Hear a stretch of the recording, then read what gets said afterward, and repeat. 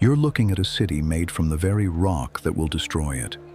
Volcanic stone, cut and fitted and laid out with the kind of precise Roman geometry that makes you think nothing could go wrong here. Water moves through pipes. Grain moves through mills. People move through a social order that puts everyone in their place. The whole thing runs like clockwork. The sun comes up over the Regio 9 district and catches the deep grooves worn into the basalt, ruts carved by years of heavy carts dragging goods back and forth along the same roads. Water is already flowing through lead pipes into public fountains, that steady splashing sound that marks time in every neighborhood. People are filling jars, rinsing hands, starting the day the way they always start the day. In the bakeries, the stone mills are grinding. You can smell it before you see it. Flour dust, mixing with damp morning air and the leftover bite of last night's charcoal. Workers are already covered in a fine white film.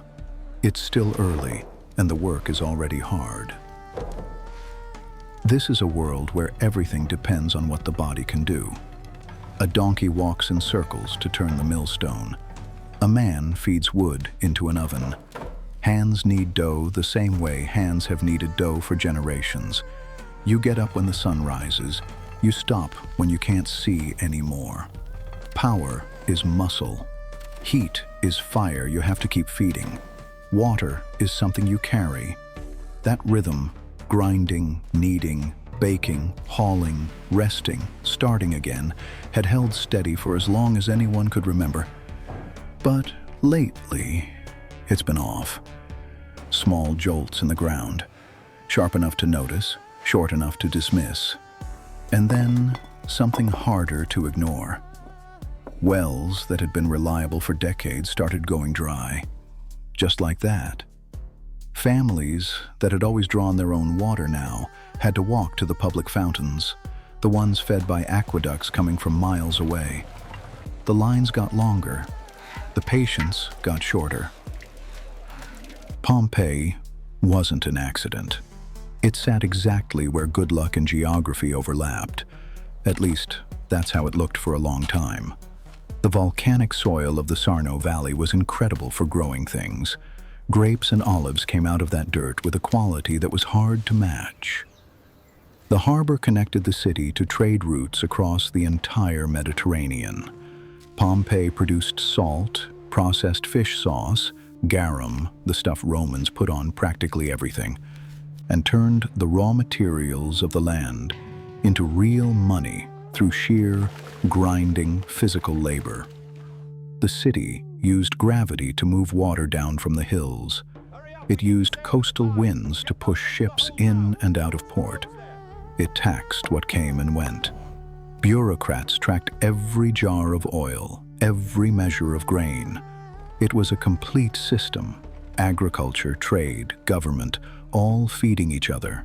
And it all ran on people. At the bottom, in the cramped rooms behind the shops and bakeries, the laborers and enslaved workers lived in conditions most of us would find unbearable. Heat from the ovens bled through thin walls. Dust hung in the air constantly. Their days were spent hauling heavy loads through alleys, barely wide enough for two people to pass. They kept the fires burning and the streets clean and the whole operation running, and most of them don't even have names in the historical record. They existed in the shadow of the city they held up. In the middle, the shopkeepers and small artisans carved out a life that was stable only as long as nothing went wrong. They ran their businesses from stalls that opened directly onto the street. Living behind or above the same space where they sold and traded. Everything came down to the ledger and the scale. Did the numbers work this week? Could they hold onto their little piece of property for another season? They were the backbone of the local economy, but backbones crack under enough pressure. And at the top, behind the painted walls and garden courtyards, the wealthy managed the city's business and politics. Their storehouses were full. Their names were on public buildings and temples. They had the connections, the land, the influence. Behind them stood the apparatus of the state. Watchmen at the gates, inspectors in the markets, laws that spelled out what everyone owed and to whom. 3 layers, 1 city, each one depending on the ones below it. The tremors picked up. Not all at once, but enough that the damage started to accumulate in ways you couldn't ignore. Cracked walls needed fixing, which meant more demand for lime and timber. As more wells failed, more people crowded around the public fountains. And during the hottest parts of the day, the wait became its own kind of misery. The infrastructure that had always just worked was now something people had to fight to keep going. Think about what that feels like for one person. There's a young man working in a bakery, an apprentice maybe, or someone bound to the shop. He's hauling water from a fountain that used to be close, but now he has to walk farther because the nearer one can't keep up with demand. His back hurts. His lungs are thick with flour dust and furnace smoke. Every breath is heavy. Time used to feel slow and predictable. You followed the sun across the sky and the work filled the hours. Now the day feels like a series of emergencies. Fix this, carry that, patch this wall before it gives. The geological pressure under the city is translating directly into pressure on his body. Scale that up across the whole city. Small tradesmen are going into debt because repairs cost money they don't have, and business slows down when customers are dealing with their own cracked walls and dry wells. Laborers are working longer hours to fix what the earth keeps breaking. Some families have had to leave damaged rooms and crowd in with relatives or camp in makeshift shelters. The old, comfortable rhythms of the agricultural calendar, planting season, harvest, the festivals that mark the year, are getting drowned out by the immediate, daily scramble of keeping things together in a city that's slowly shaking itself apart. People don't stop living just because the ground is unsteady. That's maybe the most human part of all this.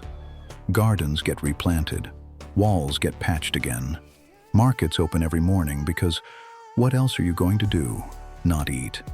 Schools keep holding lessons in the shade of the covered walkways. Kids still trace their letters. Merchants still argue about prices. Someone gets married. In the middle of all of it, the tremors, the cracking walls, the dried up wells, 2 people stand in front of their families and say, "Yes, we're doing this."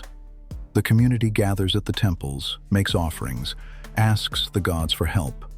Not because they're naive, because they need to believe that asking matters. These routines aren't just habits people are too stubborn to break. They're the whole point. They're what it means to be a civilization. The decision to keep teaching children and celebrating milestones and opening your shop in the morning even when the world feels like it might not hold. People maintained those rituals right up until the moment the environment made it physically impossible to continue. That's not denial. That's survival. That's what humans do. The strange thing is how much of this still echoes. The way we organize cities, the way resources flow to some neighborhoods and not others, the way we manage or fail to manage the slow building pressures in our own world, the way we keep going to work and making plans and planting gardens even when we know the ground isn't guaranteed. Pompeii reminds us that the future doesn't just arrive on its own. It has to be built, maintained, defended, through governance, through labor, through hard choices about who gets what and what gets fixed first. And sometimes, despite everything, the thing you built doesn't survive. Not because you didn't try, because the forces involved were bigger than trying. The record is still there, written in stone and ash. Not a lesson carved neatly into a monument. More like a city frozen mid-sentence, still talking, still working, still living, right up until it wasn't.